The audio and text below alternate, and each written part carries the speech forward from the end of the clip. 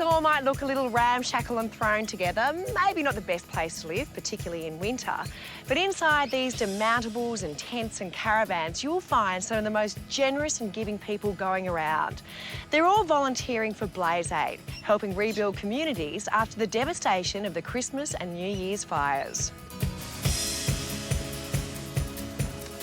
I've dropped in to find out what Blaze Aid is all about and caught the teams mid-breakfast, just before they head out for a day's work. You people are Blaze Aid.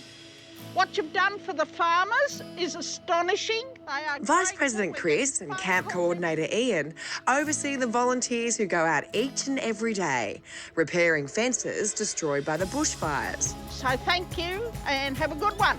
This time, Blaze Aid Camp has set up in the town of Wingham. Well, this is quite an extraordinary setup. Can you just run us through what Blaze Aid actually does?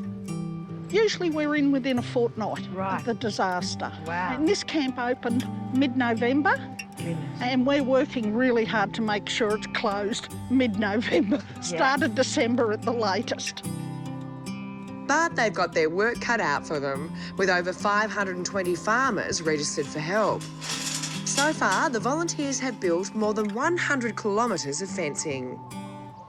And I imagine that you're supporting the town in the same way that they're supporting you. I mean, Wingham, for example, if you need to purchase anything, you actually purchase from local stores. We've spent well over $1 million in Wingham in 6 months. Now, most of that's gone on fencing materials. I mean, apart from 2 very small government grants, everything is donated for Blaze Aid, whether it's food or goods or in kind. We've got 30-something people here at the moment. They're young, they eat a lot. so all that food has to be bought and provided. More traditionally, volunteers for Blaze Aid would be grey nomads and people sort of doing small stints at a time. But to be perfectly honest, without the backpackers, this last period would have been incredibly difficult. This camp would have closed. Yeah. No doubt. It's been a steep learning curve for these young travellers, but also an incredibly rewarding experience. It's emotional for us as well. Yeah. And we're here to try to help them, but at the end we learn more than them probably. Yeah. About how to react with people. So It's probably not what you imagine your holiday in Australia would be like, but I imagine it'll be with you for the rest of your lives in a way that's hard to measure. Yeah, it's a big thing to do this, I feel. It's so nice seeing how grateful they are as well, like after we help them. And you're learning different skills. Yeah. We can build fences. we learn every day. We learn every Fencing day. now. You'll get home and you'll have this big rustic fence around your house. Barbed wire everywhere. It's time to hit the road and get to work on a farm half an hour out of town.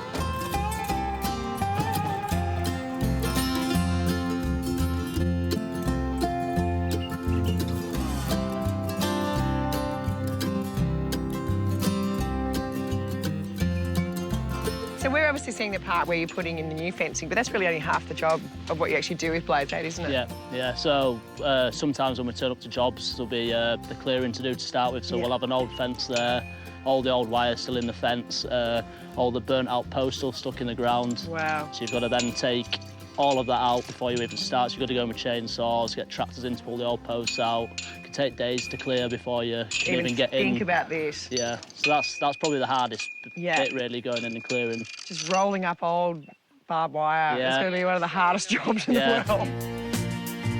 So far, the Blaze Aid team have rebuilt 2.5 kilometres of fencing on this property alone, after the devastation left by the recent bushfires. I guess you must have missed it. So Jennifer and Alan, I can see why you fell in love with this part of the world. How long have you been here? 40 years. Wow. And are you responsible for this garden? I feel like Graham should be here doing a garden walk around. Yes, I am, yes. You must have been extraordinarily relieved that you were able to save your house and the garden in the bushfires, because when you look around... Yes, we were very, very fortunate, yeah. It's amazing the way the place has come back again. The whole lot went up. We've got 500 acres here and there's about 10 that weren't burnt. which is mainly the house and garden. It came from two directions, one from this side and one from over the back hill over there. And it more or less met at the top of the hill, and would have been, anybody up there would have just been burnt alive.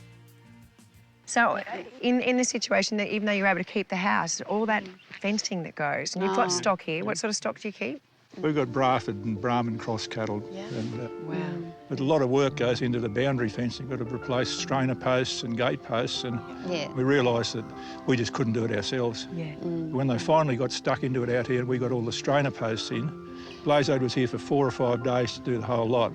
It would have taken us 4 or 5 weeks. It's an incredible service and done with in a very friendly, efficient manner. There wouldn't be many farms around this part of the district that haven't had Blazade there helping them.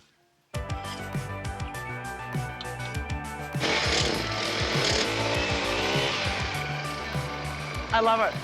Girls on the tools. So good. That's how we roll.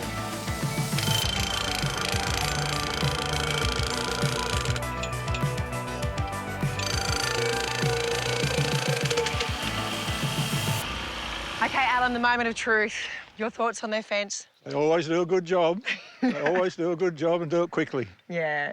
I gotta say, it is so impressive watching you all work. It is like a well-oiled machine. I want to know, when you actually do finally head home, Jake, what's going to be the lasting memory of this experience? Just being able to have helped people like Alan and other farmers that we've helped just get back on their feet basically after the fires, doing stuff that maybe they wouldn't be able to do between 2 or 3 people, get a good team out here and finish the fences and get them back on the road to recovery, to getting their lives back how they were before the fires.